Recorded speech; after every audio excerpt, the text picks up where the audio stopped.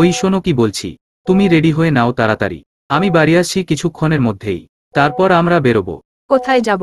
আরে একটা party invitation ছিল আজ, আমি তোমায় বলতেই ভুলে গেছিলাম। তুমি রেডি হয়ে নাও, আমি বাড়ি এসে বলছি কোথায় যাব। আরে সে ঠিক আছে, কিন্তু বেরোবো কখন আমরা বাড়ি থেকে? তুমি রেডি হতে থাকো, আমি 2 ঘন্টার মধ্যে বাড়ি চলে আসব। তারপরই আমরা যাব। বাকি কথা বাড়ি এসে বলছি। তুমি যাও, রেডি হতে শুরু করে দাও। আচ্ছা ঠিক আছে। 2.5 hours later. কি গো, কোথায় তুমি? তুমি যে বললা 2 ঘন্টার মধ্যে চলে আসবা, এখন তো 2.5 ঘন্টা হতে গেল। কোথায় তুমি? হ্যাঁ এই তো আসছি। তুমি রেডি হয়ে গেছো পুরো? হ্যাঁ হয়ে গেছি তো। মানে তুমি পুরো রেডি হয়ে গেছো, আর কিছুই বাকি নেই? না, কিন্তু আরেকটু সময় পেলে ভালো হতো। এত কম সময়ের মধ্যে কি আর রেডি হওয়া যায়? আমি চুলটাও কোনো মতে বেঁধেছি, পুরো আর কই সাজতেন পারলাম।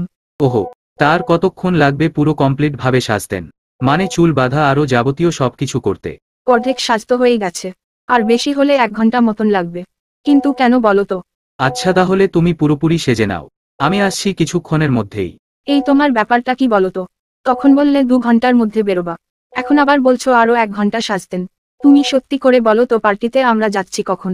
এখন যে আমি কি বলবো, কিছুই বুঝছি না। বুঝছি না মানে? কি হয়েছে তা কি? আসলে আজ কোনো পার্টি নেই, পার্টি হচ্ছে নেক্সট উইকে। আমি ভুল করে আজ ভেবে নিয়েছি, আর আজকের তারিখটাও আমার মাথায় ছিল না, তাই একটু মিসআন্ডারস্ট্যান্ডিং হয়ে গেছে। আমি আমার সব কাজ ফেলে 2 ঘন্টা ধরে সাজলাম, শুধুমাত্র তোমার সাথে পার্টিতে যেতে হবে বলে।